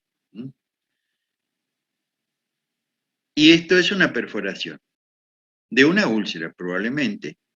Y acá se ve, en una tomografía, mire el aire del hígado, mire el aire acumulado acá adelante. Después de una apendicitis perforada, la perforación de la úlcera péptica es la segunda perforación abdominal más frecuente, recuerden. Y esto puede dar un dolor súbito, la perforación, pero el dolor se generaliza casi inmediatamente. Es un dolor generalizado con reacción peritoneal y provoca una irritación tal que se describe como un abdomen en tabla, durísimo, contracturado, todos los rectos, el recto anterior. Por orden de frecuencia, la perforación se localiza en región prepilórica, en duodeno, en el píloro y en el antro. El síntoma principal es el dolor abdominal, 70% de los casos. Inicialmente epigástrico y posteriormente generalizado, tipo transfictivo, intenso, de inicio súbito, se exacerba con los movimientos, se irradia hacia el abdomen bajo, derecho o a hombros, acompañado de distensión abdominal, datos de hidratación peritoneal, vómito, deshidratación, oliguria y choque séptico. Si existe la sospecha clínica de úlcera péptica perforada, el estudio diagnóstico primera lección es la tomografía axial computada con medio de contraste hidrosoluble, en busca de aire libre intraabdominal o fuga de medio de contraste. Fuga de medio de contraste. En caso de no contar con ella, las placas simples y contrastadas con material hidrosoluble son una excelente alternativa. Colocación. Hola. Mi gato me llama también a esta hora. Vení. Vení, González. Este es González. Lo bautizó mi hijo. Le puso apellido en vez de poner nombre. Bueno. Colocación de botón de gastrostomía. Bueno, muchos pacientes están en estado crítico en terapia intensiva o en cuidados intermedios y requieren nutrición. Pacientes que están intubados, pacientes que están bajo analgesia y sedación. Y hay una relación muy importante entre inmunidad y nutrición. De manera que el cuidado nutricional de estos pacientes que tienen patologías graves es fundamental. Y como habitualmente no pueden o no toleran o no pueden alimentarse naturalmente por vía oral, clásicamente se les colocaba una sonda nasogástrica. Pero la alimentación por sonda nasogástrica produce irritación en las fosas nasales, irritación en las fauces, en la faringe, y aparecieron otros métodos para alimentación, como por ejemplo una sondita yuyunal, alimentación haciendo una gastrostomía en el estómago y colocación de una sonda yuyunal. Y se ha ido perfeccionando la técnica y hoy día se coloca un botón de gastrostomía, un botón gástrico que ahora vamos a ver en el video, por donde se introduce la sonda estómago.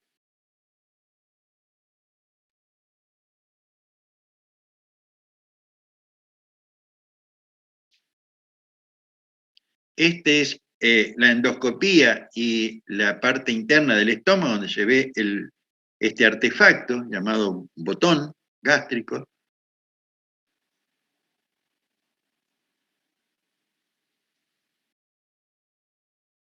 Se perfora la pared.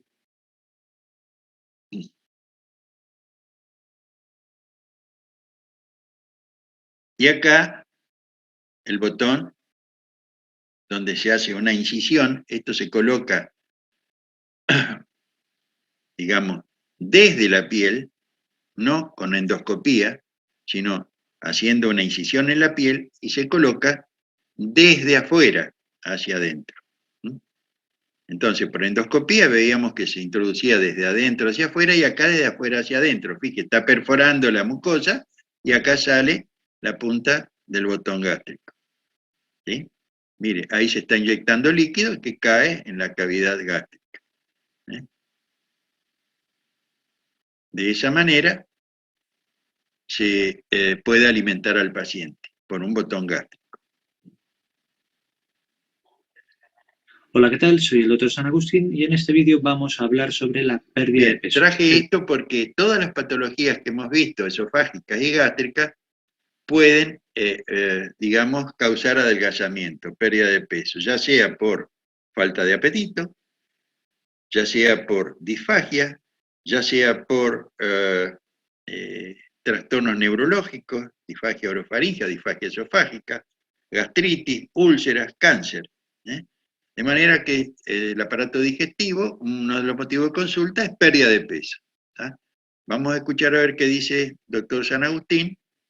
Es decir, cuando en la consulta viene un paciente y su queja principal es que ha perdido peso que él considera significativo y que no se puede atribuir a que haya comido mucho menos o a que haya hecho una mayor actividad física que lo pueda explicar. Es decir, que su pérdida de peso, en principio, para él es inexplicable. Entonces, este sería un signo guía a partir del cual tenemos que, como siempre, hacer una anamnesis, una exploración física y pedir las pruebas complementarias que consideramos oportunas.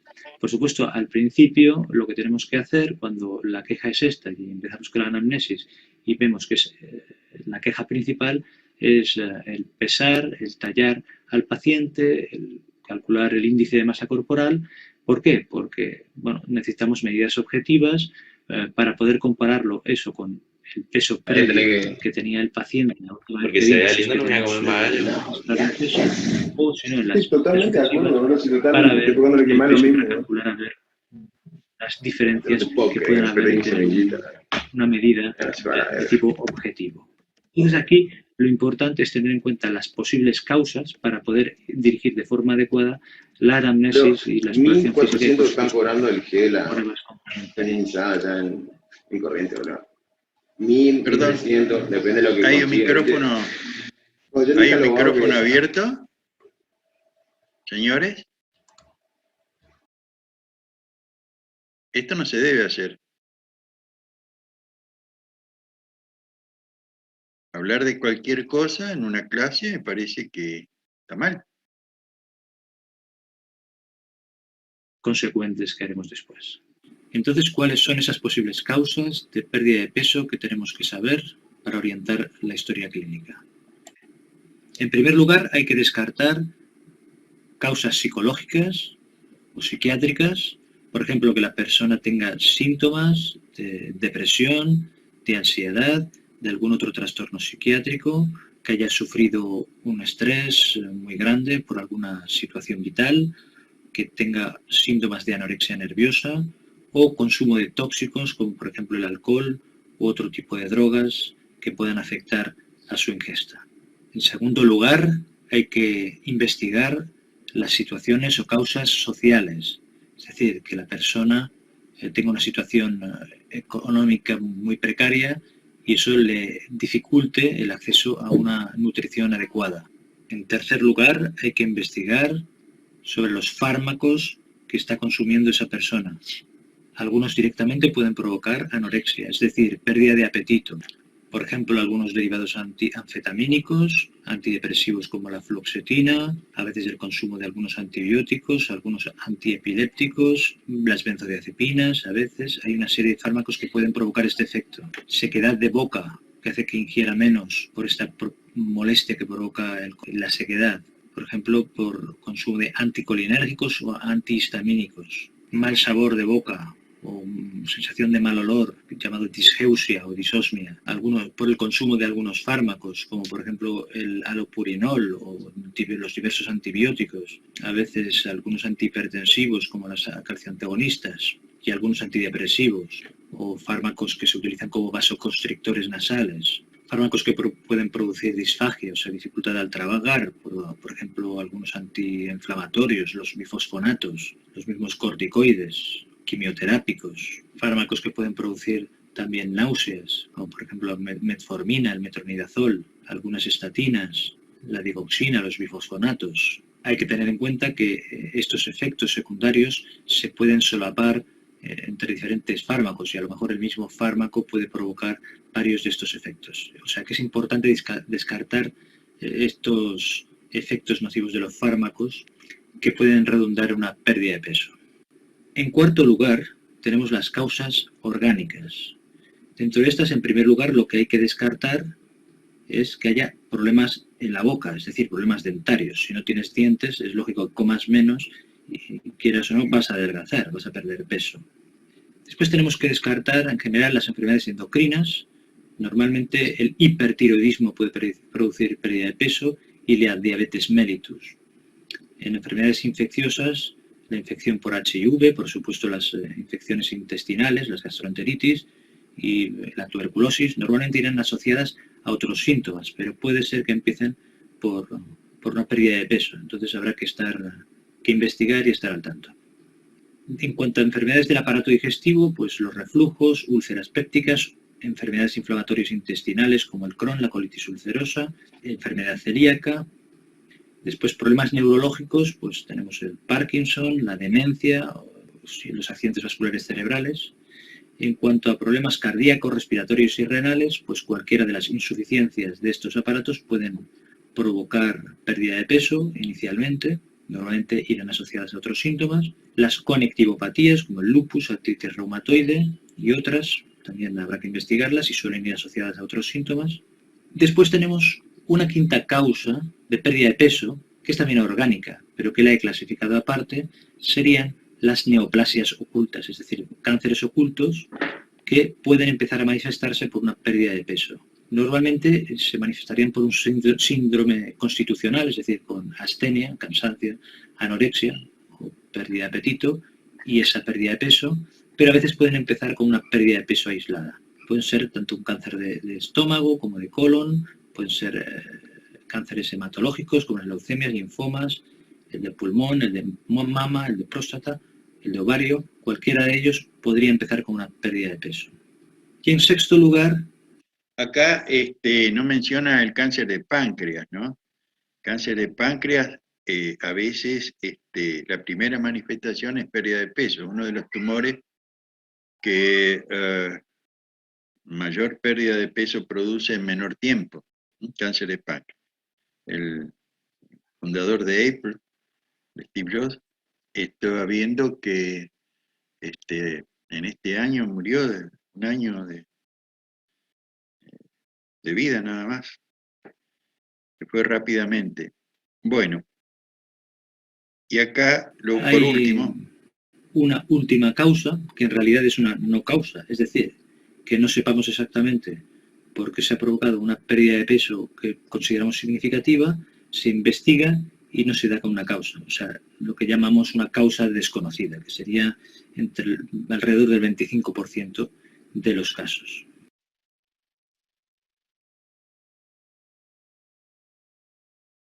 Bueno, en el video de la clase voy a ver qué es lo que pasó, porque yo estuve chequeándolos y andaba bien, no sé por qué se interrumpió de esa manera. En ese video agregué a lo último, no sé por qué me dio el tiempo, para ver algunos casitos, un par de casos de respiratorio y 2 casitos de cardio que tenían que ver con digestivo, de alguna manera. Por ejemplo, el de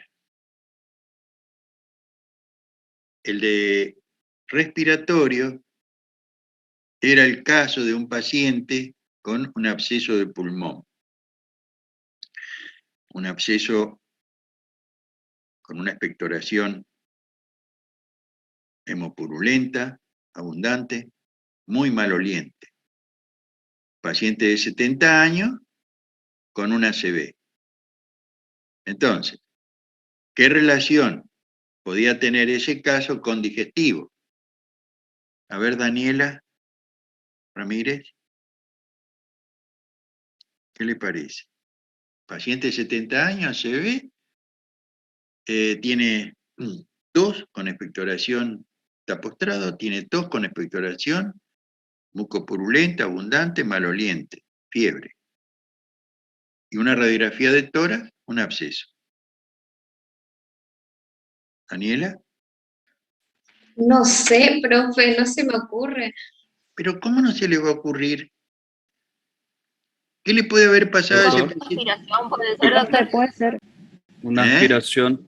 Una neumonía aspirativa, ¿ves? Ah, Estas son las cosas. Y vio, entonces, 70% de los pacientes con ACV tienen posteriormente disfagia y problemas con la deglución. Sí, y de los pacientes que están postrados, la mortalidad al año de estos pacientes es muy, muy alta. Entonces, el tema es que ustedes tienen que darse cuenta que conocen, leyeron, conocen, saben, estudiaron absceso de pulmón, si bien no vieron ACV, pero sí estudiamos de que en la disfagia orofaringia se producen microaspiraciones y neumonía, y la otra cosa que se produce es caquexia. Digamos, pacientes con ACV, disfagia orofaringia.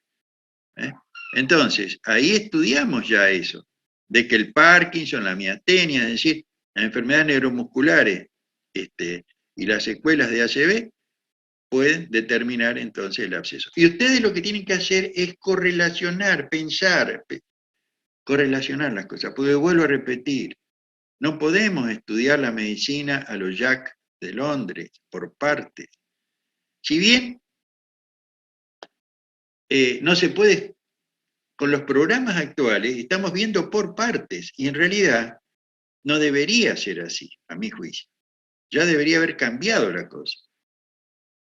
No deberían estudiarse primero las enfermedades. Lo primero que habría que estudiar son los motivos de consulta.